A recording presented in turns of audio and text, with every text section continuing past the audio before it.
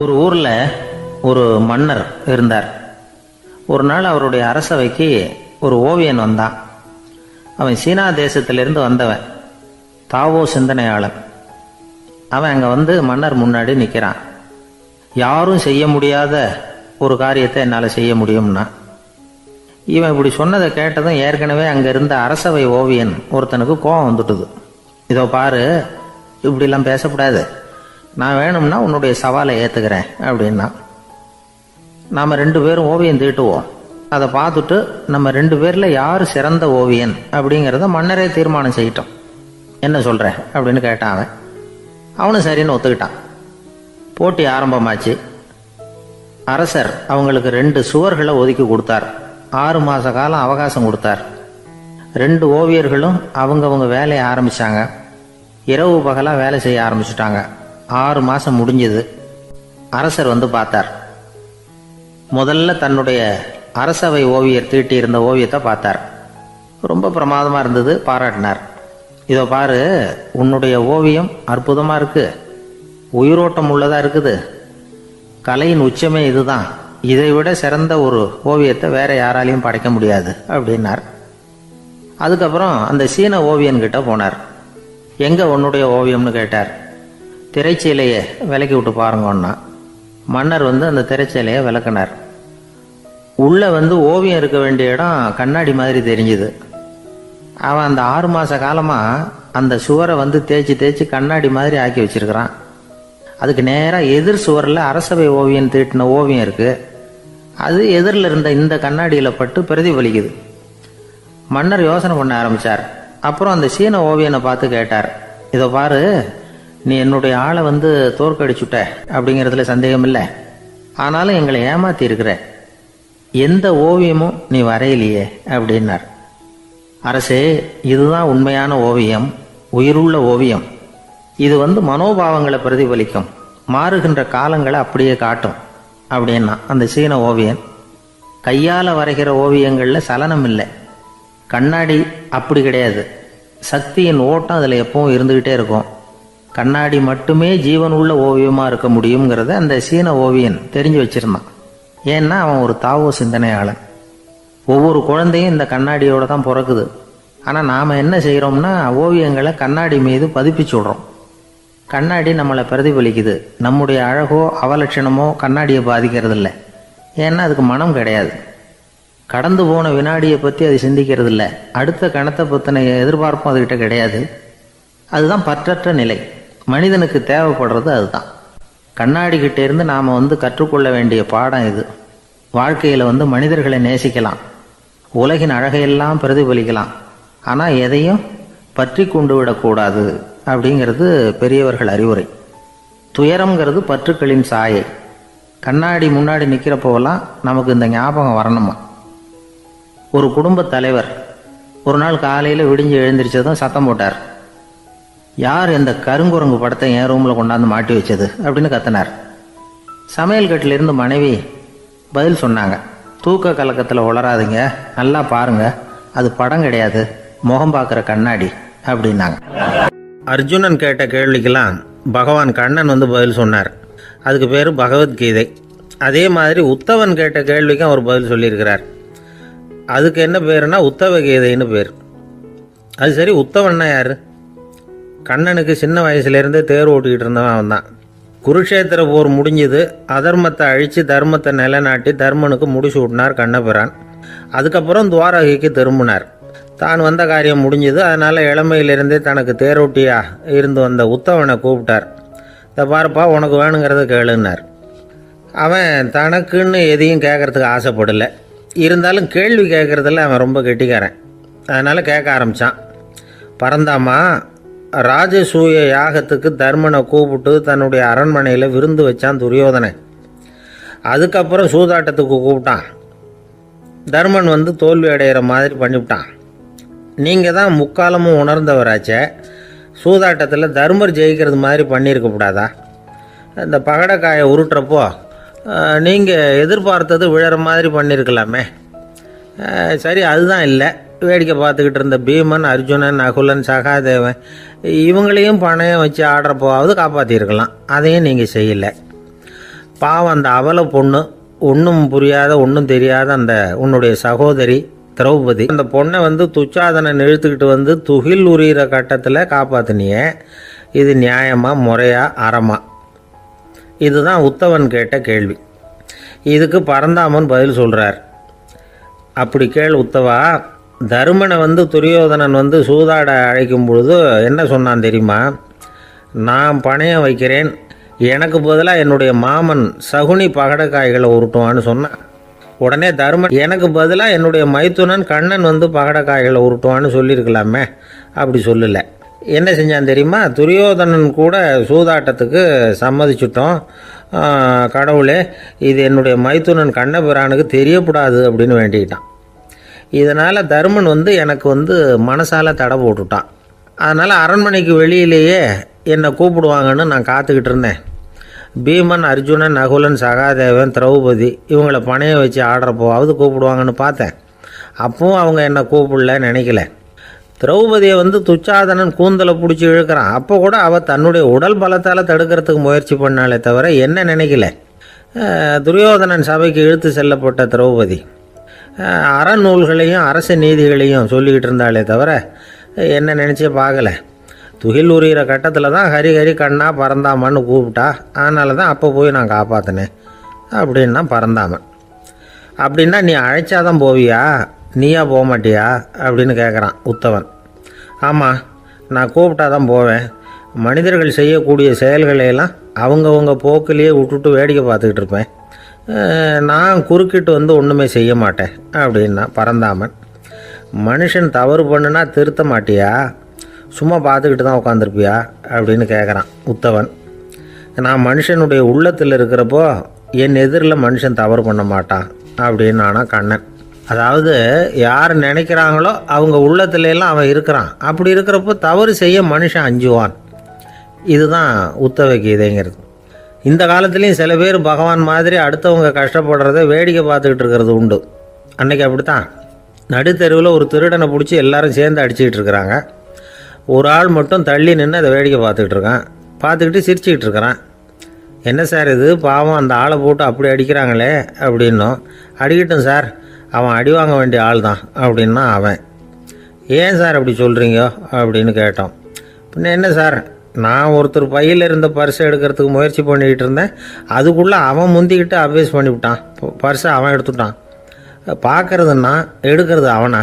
என்ன சார் நியாயம் இது, நல்லா வாங்கட்டும் அப்படிங்கிறான். ஒரு பள்ளிக்கூடம் வகுப்பு நடந்துக்கிட்டு இருக்கு. ஆசிரியர் பாடம் நடத்திக்கிட்டு இருக்கிறார். நடத்தி முடித்த உடனே கேட்டார், மாணவர்களே, இதுவரைக்கும் நான் நடத்தின பாடத்தில் உங்களுக்கு ஏதாவது சந்தேகம் இருக்கா அப்படின்னு கேட்டார். அப்புறம் ஒவ்வொருத்தராக கேட்டார். ஒரு மாணவன் எழுந்திருச்சான். சார், எனக்கு சந்தேகம் எதுவுமே இல்லைன்னா. ஏன்னு கேட்டார். ஏன்னா எனக்கு நீங்கள் நடத்தின பாடம் தெளிவாக புரிஞ்சுட்டுது, அதனால் சந்தேகம் வரலன்னா. இன்னொரு மாணவன் எழுந்திருச்சான். சார், எனக்கும் சந்தேகம் எதுவும் இல்லைன்னா. ஏண்டான்னு கேட்டார். ஏன்னா எனக்கு நீங்கள் நடத்தின பாடம் எதுவுமே புரியல, அதனால் சந்தேகம் வரல அப்படின்னா. இந்த இடத்துல நாம் கொஞ்சம் சிந்திச்சு பார்க்கணும். இந்த உலகத்தில் எல்லாம் புரிஞ்ச ஒருத்தனுக்கும் சந்தேகம் வராது, எதுவுமே புரியாத ஒருத்தனுக்கும் சந்தேகம் வராது. அறகுறையாக புரிஞ்சுக்கிட்டவன் இருக்கான் பாருங்க, அவனுக்கு தான் அடிக்கடி சந்தேகம் வரும். ஆக மாணவர்களை இந்த 3 வகையாக பிரிக்கலாம். அதே மாதிரி தான் மனிதர்களையும் 3 வகையாக பிரிக்கிறாங்க ஆன்மீகவாதிகள். ஒரு ஆன்மீக பெரியவர் என்ன சொல்கிறார் தெரியுமா? இந்த உலகத்தில் 3 வகையான மனிதர்கள் இருக்கிறாங்களாம். முதல் வகை எப்படி தெரியுமா? இவங்களுக்கு எதையும் தெரிஞ்சுக்கணுங்கிற அவசியமே கிடையாது. ஏன்னா அவங்களுக்கு எல்லாமும் தெரியும். இவங்க ஞானத்தின் முழு வடிவாக இருக்கிற காரணத்தினால அவங்களுக்கு எந்த சந்தேகமும் இல்லை, எந்த கேள்விகளும் கிடையாது. இந்த நிலையில் இருக்கிறவன் கிருஷ்ணன். எல்லாத்துக்கும் விட தெரிஞ்சுக்கிட்ட நிலையில் அவன் விடையாக மாறிவிட்டான் அப்படின்னு சொல்லுவாங்க. 2வது நிலையில் இருக்கிறவன் அர்ஜுனன். இவனுக்கு எப்போ பார்த்தாலும் கேள்விதான், சந்தேகம்தான். பதில் சொல்ல சொல்ல அவனுக்கு இருக்கிற சந்தேகமும் அதிகமாகிட்டே இருக்கும், குறையவே குறையாது. அர்ஜுனன் மாதிரி உள்ளவங்க எப்பவும் கேள்வி கேட்டுக்கிட்டே இருப்பாங்க. ஒரு கேள்விக்கு விட கிடைச்சுட்டுன்னு வைங்க, உடனே இன்னொரு கேள்வி அவங்ககிட்ட இருந்து வரும். கிருஷ்ணனுடைய நிலை எப்படின்னா, அது கேள்விகளே அற்ற ஒரு நிலை. அர்ஜுனனுடைய நிலை எப்படின்னா அது கேள்விகளை தவிர வேறு எதுவும் அற்ற ஒரு நிலை. இவங்களை தவிர இன்னொரு ஆள் இருக்கிறான், அவனுக்கும் கேள்விகள் அற்ற ஒரு நிலை தான். அவன் யாருன்னா துரியோதனன். இவனுக்கு தெரிஞ்சுக்கணுங்கிற எண்ணமே சுத்தமாக கிடையாது. ஆவலே இல்லைங்கிறதுனால அதை புரிஞ்சுக்கணுங்கிற அவசியமும் இல்லை. அதனால் அவனுக்கு கேள்விகள் அற்ற ஒரு நிலையில் அவன் இருந்துகிட்டு இருக்கிறான். எல்லா பதிலும் தெரிந்து கொண்ட நிலையில் கிருஷ்ணனும் கேள்விகள் அற்ற நிலையில் இருக்கிறான். தெரிஞ்சுக்கணுங்கிற ஆவலே இல்லாத துரியோதனனும் கேள்விகள் அற்ற நிலையிலே இருக்கிறான். இப்படியும் இல்லாமல் அப்படியும் இல்லாமல் ரெண்டும் கெட்டான நிலையில் இருக்கிறானே, அவன் தான் அர்ஜுனன். அதனால் பெரியவங்கள்லாம் என்ன சொல்கிறாங்கன்னா, இந்த உலகத்தில் அர்ஜுனன்களாக இருக்கிறவங்க ஒன்று துரியோதனனாக மாறிடணும், இல்லைன்னா கிருஷ்ணனாக மாறிடணும். இதை தவிர வேற வாய்ப்பு இல்லை. துரியோதனன் மாதிரி உள்ளது விலங்கு நிலை, கிருஷ்ணன் மாதிரி உள்ளது தெய்வ நிலை. அர்ஜுனன் விலங்காவும் ஆக முடியல, தெய்வமாகவும் ஆக முடியல. இப்படி ரெண்டும் கெட்டானா இருக்கிற வரைக்கும் இந்த கேள்விகளும் பிரச்சனைகளும் இருந்துகிட்டே தான் இருக்கும். இதுதான் பெரியவர்கள் சொல்லுகிற அனுபவ உண்மை. ஒரு ஆசிரியர் ரொம்பவும் விரிவாக விளக்கமாக பாடம் நடத்தின பிறகு, மாணவர்களே ஏதாவது சந்தேகம் இருந்தால் கேளுங்கன்னாராம். ஒரு மாணவன் எழுந்திரிச்சான். சார், எனக்கு ஒரு சந்தேகம்னா. என்னன்னு கேட்டார். இது வரைக்கும் என்ன பாடம் சார் நடத்துனீங்க அப்படின்னா அந்த பையன். ஒரு வயசான அம்மா ஒரு நாள் ஃபோன் பண்ணாங்க. ஐயா, நான் இந்த தகவல் நிகழ்ச்சியை தினமும் கேட்குறேன், உங்ககிட்ட ஒரு கேள்வி கேட்கணும் அப்படின்னாங்க. என்னங்க அப்படின்னோம். எனக்கு சொந்தமாக ஒரு நல்ல வீடு இருக்குது, வேணுங்கிற அளவுக்கு பணமும் இருக்குது, கணவரும் ரொம்ப நல்லவர், ரிட்டையர் ஆகி வீட்டில் தான் இருக்கிறார், பிள்ளைங்கள்லாம் பெரிய பெரிய உத்தியோகத்தில் இருக்கிறாங்க, அதில் ஒருத்தன் ஐஏஎஸ்ஸு, பணம்லாம் கூட நிறைய கொண்டாந்து கொடுக்குறாங்க. அப்படி இருந்தும் என் மனசில் நிம்மதி இல்லை, வாழ்க்கையில் ஒரு நிறைவு இல்லை அப்படின்னாங்க. ஏன்னு கேட்டோம். அதைத்தான் நான் உங்களை கேட்குறேன், ஏன் அப்படி அப்படின்னு திருப்பி கேட்குறாங்க. எங்களுக்கு ஒன்றும் புரியல. கொஞ்ச நேரம் குழம்பி போயிட்டோம். இருந்தாலும் அதை அவங்கக்கிட்ட காட்டிக்காம கொஞ்சம் சாமர்த்தியமா, ஏம்மா உங்கள் மனசில் நீங்கள் ஏதோ ஒன்று எதிர்பார்க்குறீங்க, அது நிறைவேறல அப்படி தானே அப்படின்னு கேட்டோம். ஆமாம் அப்படின்னாங்க. அதுக்கப்புறம் அவங்கக்கிட்ட கொஞ்சம் மனம் விட்டு பேசுகிறப்போ தானாக விஷயம் வெளியில் வந்தது. அதாவது அவங்க பிள்ளைங்க பெரிய பெரிய உத்தியோகத்தில் இருக்கிறதுனால அவசர அவசரமாக பார்த்துட்டு ஓடுறாங்களாம். ஆசையாக அம்மான்னு கூப்பிட்டுக்கிட்டு கிட்ட உட்காந்து கொஞ்ச நேரமாவது என்கிட்ட பேசினா தானே என் மனசு கொஞ்சம் நிம்மதியாக இருக்கும். அது அவங்களுக்கு தெரிய மாட்டேங்குதே அப்படிங்கிறாங்க. இதுதான் அவங்களுடைய ஏக்கம். இந்த ஏக்கம் அந்த தாயின் மனசில் இருந்துக்கிட்டு இருக்குது. இப்படி மகனுடைய அன்புக்காக மட்டுமே ஏங்குற தாய்மார்கள் பல பேர் இருக்கிறாங்க இந்த உலகத்தில். இதை நினைக்கிறப்போ ஒரு வெளிநாட்டு நாடோடி கதை ஞாபகத்தில் வருது. அதாவது கடவுள் படைப்பு தொழிலில் ரொம்ப மும்முரமாக ஈடுபட்டுக்கிட்டு இருந்தாராம். மீன்களை படைச்சாராம், பறவைகளை படைச்சாராம், விலங்குகளை படைச்சாராம். அவருக்கு திருப்தி ஏற்படலை. அதுக்கப்புறம் மனிதர்களை படைச்சிருக்கிறார். அப்போவும் அவருக்கு மன நிறைவு ஏற்படலையா. கடைசியாக தன்னுடைய சக்தி முழுசையும் பயன்படுத்தி குறையே இல்லாத அளவுக்கு ஒரு படைப்பை உருவாக்கினாராம். அந்த உன்னதமான ஒரு படைப்பு அதுதான் பெண், அதாவது தாய். இப்படி உருவாக்கி எல்லாரையும் இந்த உலகத்தில் விட்டுவிட்டாராம். அதுக்கப்புறம் கொஞ்ச காலம் கழித்து தன்னுடைய தேவியை அழைச்சிக்கிட்டு இந்த பூலோகத்துக்கு வந்திருக்கிறார். தன்னுடைய குறையில்லாத படைப்பாகிய பெண்ணை பார்த்தாராம். ஏம்மா, உனக்கு இன்னும் ஏதாவது குறை இருந்தால் சொல்லு, அதையும் நிவர்த்தி பண்ணி விடுறேன் அப்படின்னாராம். அந்த அம்மா பார்த்துருக்காங்க. சுவாமி, எனக்கு நீங்கள் கொடுத்துருக்கிறது 2 கை, என்னுடைய பிள்ளைகளுக்கு சேவை செய்கிறதுக்கு இந்த 2 கை பத்தலை, அதனால் இன்னும் ஒரு 2 கை கொடுத்தா தேவலை அப்படின்னாங்களாம். கடவுள் பார்த்தார். அதனால் என்ன, அப்படியே செஞ்சு விடலாம், இதோ அதுக்கான வரம் கொடுத்துட்டேன் அப்படின்னார். அந்த அம்மாவுக்கு இப்போ 4 கை ஆகிட்டுது. 4 கையாலேயும் குழந்தைகளுக்கு சேவை செய்ய ஆரம்பிச்சுட்டாங்க. கடவுள் திருப்தியாக திரும்பி போனார். அதுக்கப்புறம் கொஞ்ச காலம் கழித்து மறுபடியும் திரும்பி வந்தார் தேவியோட. பெண்ணை பார்த்தார். இப்போ என்னம்மா சந்தோஷந்தானே அப்படின்னாராம். அதுக்கு அந்த அம்மா, சந்தோஷந்தான், இருந்தாலும் இப்போ எனக்கு இருக்கிற 2 காலும் போதில்லை, இன்னும் ஒரு 2 கால் இருந்தால் தேவையில்லை, நிறைய ஓடி ஆடி பிள்ளைகளுக்காக வேலை செய்ய வேண்டியிருக்குது அப்படின்னாங்களாம். சரின்னு சொல்லி 4 கால் இருக்கிறது மாதிரி செஞ்சுட்டு போயிட்டார் கடவுள். மறுபடியும் கொஞ்ச நாள் கழித்து தேவி சொன்னாங்க கடவுள்கிட்ட, நீங்கள் என்ன தான் முயற்சி பண்ணினாலும் முழுமையான ஒரு படைப்பை உங்களால் உருவாக்க முடியாது, அப்படி தான் நான் நினைக்கிறேன் அப்படின்னாங்களாம். அப்படியா சொல்கிறேன், வா அந்த பொண்ணை பார்த்துட்டு வருவோம் அப்படின்னு புறப்பட்டு இங்கே வந்தாங்களாம். இங்கே வந்து பார்த்தா 4 கால் 4 கையோடு அந்த பொண்ணு ஒரு செவுத்தில் சாஞ்சி உட்காந்து அழுதுகிட்டு இருக்குது. இப்போ தேவி அந்த பொண்ணை சுட்டி காட்டி கடவுள்கிட்ட கேட்டாங்களாம், ஏங்க நீங்கள் அந்த பொண்ணுக்கு கையை கொடுத்தீங்க காலை கொடுத்தீங்க சரி, அந்த கண்ணீரையும் எதுக்காக கொடுத்தீங்க அப்படின்னு கேட்டாங்களாம். அதுக்கு கடவுள் சொன்னாராம், கையை கொடுத்தது நான் தான், காலை கொடுத்தது நான் தான், ஆனால் அந்த கண்ணீரை கொடுத்தது நான் இல்லை, அதை கொடுத்தது அந்த அம்மாவோட பிள்ளைங்க அப்படின்னாராம். இன்றைக்கும் அப்படித்தான் பல பிள்ளைங்க அவங்க அம்மாவுக்கு கண்ணீரை தான் கொடுத்துக்கிட்டு இருக்கிறாங்க. அம்மாவை மதிக்கிற பிள்ளைங்க தான் இன்றைக்கி நல்லபடியாக இருக்கிறாங்கங்கிறது அவங்களுக்கு தெரியறதில்ல. இந்த காலத்து பிள்ளையாண்டான் ஒருத்தன் அவங்க அம்மாக்கிட்டேயும் நல்ல பிள்ளையாக நடந்துக்குவான், மனைவிக்கிட்டேயும் நல்ல கணவனாக நடந்துக்குவான், ரொம்ப சாமர்த்தியம். ஒரு நாள் அவங்ககிட்ட கேட்டாங்க, ஏன்பா உங்கள் அம்மாவும் உன் மனைவியும் சண்டை போட்டுக்கிட்டா நீ எந்த பக்கம் அப்படின்னாங்களாம்.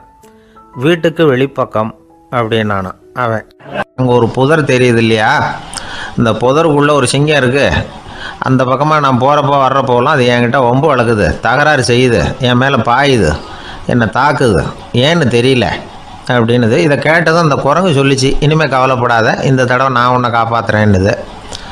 அதுக்கப்புறம் ஒரு நாள் அந்த குரங்கும் கழுதியும் அந்த புதர் பக்கமாக போய்கிட்டு இருந்தாங்க. எதிர்பார்த்தது மாதிரியே நடந்தது. அந்த சிங்கம் எதிரில் வந்தது, கழுதியை பார்த்தது, உடனே அது மேலே பாய ஆரம்பிச்சுட்டுது. அவ்வளவுதான். உடனே இந்த குரங்கு என்ன பண்ணிச்சு தெரியுமா, கிடுகிடுன்னு ஒரு மரத்து மேலே ஏறி உட்காந்துக்கிட்டது. அங்கே உட்காந்துக்கிட்டு கீழே அந்த கழுதியும் சிங்கமும் போடுற சண்டையை வேடிக்கை பார்க்க ஆரம்பிச்சுட்டுது. கொஞ்ச நேரம் கழித்து அடிபட்ட காயத்தோடு அந்த கழுதை மெதுவாக நடந்து வந்தது. குரங்கும் மெல்ல மரத்தை விட்டு கீழே இறங்குச்சு. இப்போ கழுதை கேட்டுது, என்னை காப்பாற்றுறேன்னு சொல்லிவிட்டு காலை வாரி விட்டுட்டியே, நீ பாட்டுக்கு மரத்து மேலே ஏறி உட்காந்துக்கிட்டே, அது நியாயமானது. குரங்கு பரிதாபமாக அதை பார்த்துது. நான் மரத்து மேலே இருந்து நீங்கள் 2 பேரும் சண்டை போட்டதை பார்த்துக்கிட்டு தான் இருந்தேன், உன்னோட சத்தம் தான் அதிகமாக இருந்தது, அது நீ சிரிக்கிற மாதிரி எனக்கு கேட்டுது, அதனால் நீ தான் ஜெயிச்சுக்கிட்டு இருக்க போல இருக்கு அப்படின்னு நினச்சிவிட்டேன்னுது. இன்றைக்கி பல பேர் இப்படி தான் இருக்கிறாங்களாம். யார் ஜெயிக்கிறாங்க யார் தோக்குறாங்கங்கிறத முகத்தை பார்த்து கூட கண்டுபிடிக்க முடியறதில்ல, பேசுகிற பேச்சை வச்சு கூட கண்டுபிடிக்க முடியறதில்ல. தோற்கிறவங்க கூட சிரிக்கிற மாதிரி முகத்தை வச்சுக்கிறான். இன்றைய மனிதர்கள்கிட்ட ஏகப்பட்ட முரண்பாடுகள். பொய் முகங்களோட உலவுகிறவர்கள் தான் அதிகம். உண்மை முகம் எங்கே இருக்குது அப்படிங்கிறத புரிஞ்சுக்கிட்டு நண்பர்களை தேர்ந்தெடுக்கணும் அப்படிங்கிறது ஒரு முக்கியமான கருத்து. கடவுள் இந்த உலகத்தை படைச்சுட்டு அதுக்கப்புறமும் கொஞ்ச நாள் இங்கேயே தங்கியிருந்தாராம். அப்போ தான் அவருக்கு ஒரு உண்மை புரிஞ்சுதான், இந்த உலகத்தில் தங்கி இருக்கிறது எவ்வளவு இடைஞ்சல்னு. தினமும் மனிதர்கள் தேடி வந்து ஏதாவது புகார் சொல்லிக்கிட்டே இருந்தாங்களாம், எனக்கு அது வேணும் இது வேணும்னு கேட்டுக்கிட்டே இருந்தாங்களாம். சில பேர் வந்தாங்க, நாங்கள் வந்து விவசாயம் பண்ணுறோம், தண்ணி இல்லாமல் பயிர் காயுது, எங்களுக்கு மழை வேணும் அப்படின்னாங்க. அவங்க போனதும் அதுக்கப்புறம் சில பேர் வந்தாங்க, நாங்கள் வந்து மண்பானை செய்கிறவங்க நிறைய பானை செஞ்சு வச்சுருக்குறோம், மழை பெஞ்சால் எல்லாம் கரைஞ்சி வீணாக போயிடும், அதனால் இன்றைக்கி மழை பெய்யக்கூடாதுன்னாங்க. கடவுள் பார்த்தார், அவருக்கு என்ன பண்ணுறதுன்னே தெரியல, ஏகப்பட்ட குழப்பம், தலையை பிச்சுக்கலாம் போல் இருந்தது, கிட்டத்தட்ட பைத்தியம் பிடிக்கிற அளவுக்கு ஆகிட்டுது. எல்லாருடைய ஆசைகளையும் அவரால் நிறைவேற்ற முடியல, ஏன்னா ஒன்றுக்கு ஒன்று முரண்பாடாக இருந்தது. ஒரு நாள் தன்னுடைய அமைச்சரவையை கூட்டி ஆலோசனை கேட்டார், என்ன செய்யலான்னு சொல்லுங்கன்னார். இது என்ன பிரமாதம், பேசாமல் இமயமலை அடிவாரத்தில் போய் உட்காந்துங்க, யாரும் தொந்தரவு பண்ண மாட்டாங்கன்னாங்க. அங்கேயும் மனிதர்கள் வர ஆரம்பிச்சுருவாங்களேன்னார் கடவுள். சரி அப்படின்னா சந்திரனில் போயிருந்துக்கலாமேன்னாங்க. அங்கேயும் மனுஷன் குடி வர போகிறான் அப்படின்னார் கடவுள். வெகு தூரத்துக்கு அப்பால் உள்ள நட்சத்திர மண்டலத்துக்கு போயிடலான்னாங்க. இதெல்லாம் நிரந்தர தீர்வாகாது, நிரந்தரமாக இந்த மனிதனுடைய தொல்லையிலேருந்து நான் விடுபடணும், அதுக்கு ஏதாவது வழி சொல்லுங்கன்னார் கடவுள். ஒரு வயசான ஆள் வந்தார், கடவுளுக்கு காதோட காதாக ஒரு வழியை சொன்னார். கடவுளுக்கு முகம் மலர்ந்தது, அதுதான் சரி அப்படியே செஞ்சுடலான்னார். அந்த ஆள் சொன்ன ரகசியம் என்ன தெரியுமா, மனிதனால் அடைய முடியாத ஒரு இடம் இருக்குது, அது வேறு எங்கேயும் இல்லை, அவனுக்கு உள்ளே இருக்குது, அங்கே போய் மறைஞ்சிங்க, அதுக்கப்புறம் மனிதர்களால் உங்களுக்கு தொந்தரவு இருக்காதுன்னார். மனிதன் நினைக்காத இடம் அதுதான். அதாவது உள்ளுக்குள்ளே இருக்கிற உண்மையை புரிஞ்சிக்காமல் வெளியில் எங்கேயோ அது இருக்கிறதாக நினச்சி வரட்டிக்கிட்டு அலையிறான் மனுஷன். உள்ளே இருக்கிற உண்மை புரிஞ்சால் நாம் தன்னம்பிக்கையோடு தலை நிமிர்ந்து வாழலாம். வேடிக்கையாக ஒரு கதை சொல்லுவாங்க, இதை பாருங்கள், நம்ம பையன் எங்கே பணம் வச்சாலும் எடுத்து விட்றான், என்ன பண்ணுறதுன்னாங்க அம்மா. அப்பா கொஞ்சம் நேரம் யோசனை பண்ணார், அதுக்கப்புறம் சொன்னார், அவன் கண்ணில் படாத இடமா நம்ம வீட்டில் இருக்கிறது ஒரே இடம் தான், அங்கே பணத்தை வை திருட்டு போகாதுன்னார். அது எந்த இடம்னு கேட்டாங்க. அதுதான் அவன் பாட புஸ்தகம், அதில் வச்சுரு, அவன் தொடவே மாட்டான், பாட புத்தகத்தை தொடாமல் பரீட்சையில் வெற்றி பெற முடியாது அப்படிங்கிறத புரிஞ்சுக்கணும். உள்ளே இருக்கிற உண்மையை தொடாமல் வாழ்க்கையில் வெற்றி பெற முடியாது. அதனால் உண்மையை புரிஞ்சுக்கிட்டால் வாழ்க்கையில் வெற்றி நிச்சயம். ஜெருசலேம் அங்கே உள்ள ஒரு தேவாலயம், அதில் உள்ள பலிபீடத்தின் முன்னாடி ஒரு பெட்டி உண்டு. அது காணிக்கை பெட்டி. ஆலயத்துக்கு வர்றவங்க பிரார்த்தனை பண்ணிவிட்டு திரும்பி போகிற சமயத்தில் அந்த பெட்டியில் காணிக்கை போடுவாங்க. அவங்களால எவ்வளவு முடியுமோ அவ்வளவு போடுறது வழக்கம். அவங்கவுங்க வசதிக்கு தகுந்த மாதிரி போடுவாங்க. வசதி உள்ளவங்களாக இருந்தாலும் சரி, வசதியே இல்லாத வறியவர்களாக இருந்தாலும் சரி, ஆலய காணிக்கை பெட்டியில் காசு போடுறது அவங்களுக்கு ரொம்ப பெருமையான ஒரு செயல். ஒரு சமயம் இயேசு தம்முடைய சீடர்களோடு அந்த ஆலயத்துக்கு வரார். அங்கே உட்காந்து ரொம்ப நேரம் வழிபாடு பண்ணிகிட்டு இருக்கிறார். சீடர்களும் அந்த ஜபத்தில் கலந்துக்கிட்டாங்க. வழிபாடு முடிஞ்சுது. இயேசு உட்காந்துருக்கிறார்.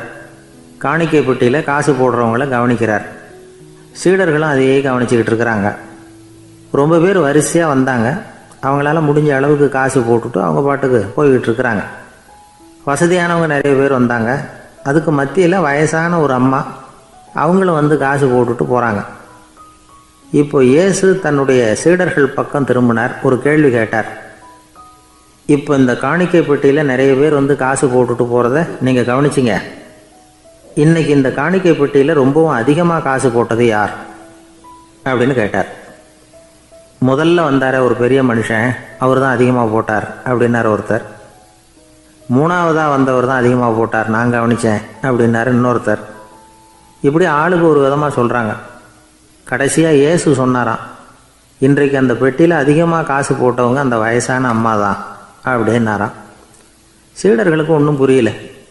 அந்த அம்மா ரொம்பவும் ஏழையாச்சே, அவங்க எப்படி அதிகமாக காணிக்கை செலுத்த முடியும் அப்படிங்கிறது அவங்க சந்தேகம்.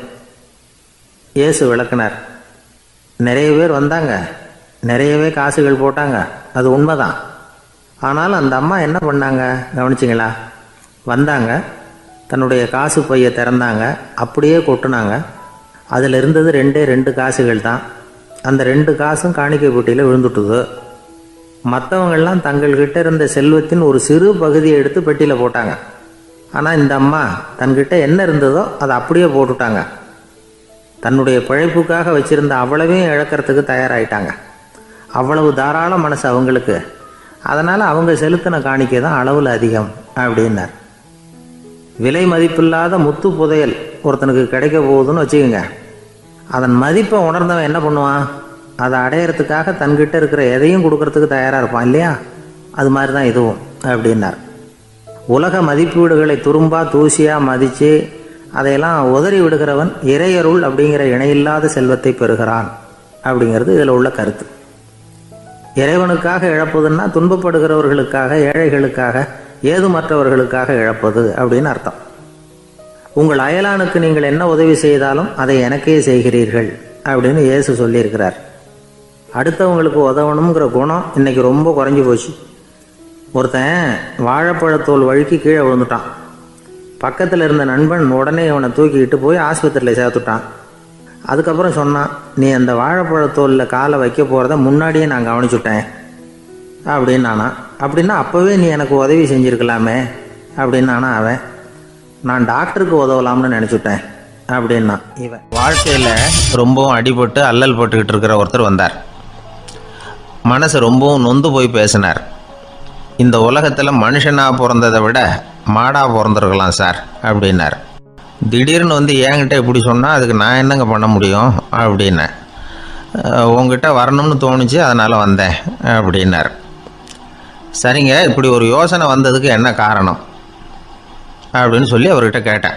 அதுக்கு அவர் சொன்னார், என் பையனுக்கு வேலை தேடுறேன் கிடைக்கல, பொண்ணுக்கு மாப்பிள்ளை தேடுறேன் கிடைக்கல, வீடு கட்டுறதுக்கு கடன் கேட்குறேன் கிடைக்கல.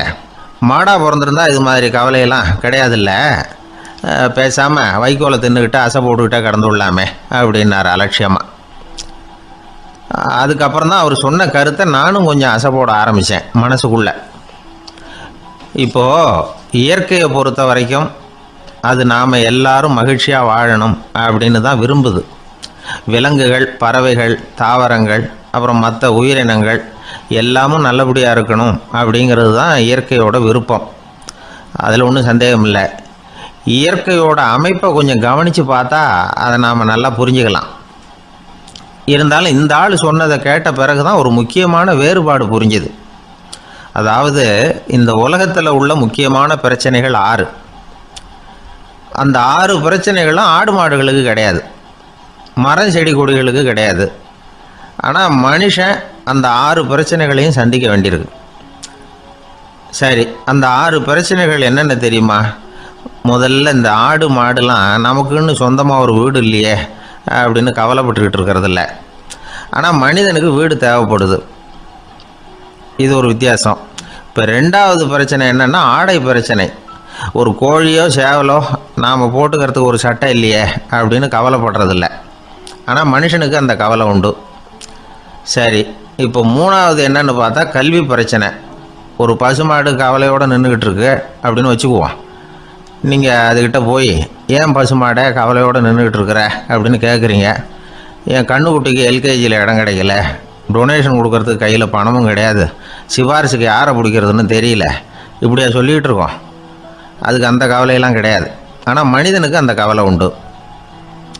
4வது என்னன்னு பார்த்தீங்கன்னா வேலை வாய்ப்பு பிரச்சனை.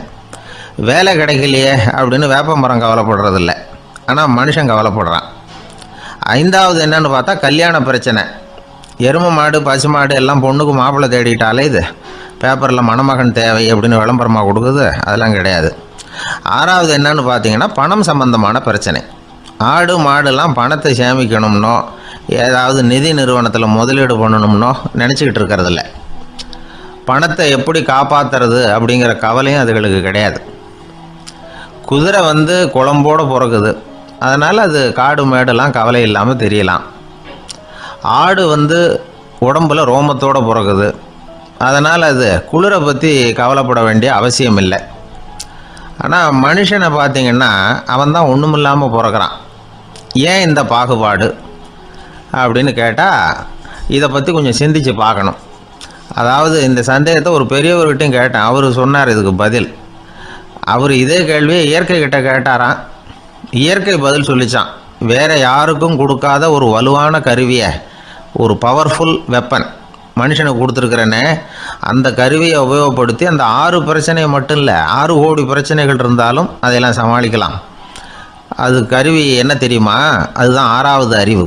அதை உபயோகப்படுத்தினா காலுக்கு செருப்பு தயார் பண்ணிக்கலாம், குளிருக்கு போர்வை தயார் பண்ணிக்கலாம், என்ன வேணும்னாலும் செய்யலாம் அப்படின்னு இயற்கை பதில் சொல்லிச்சான்.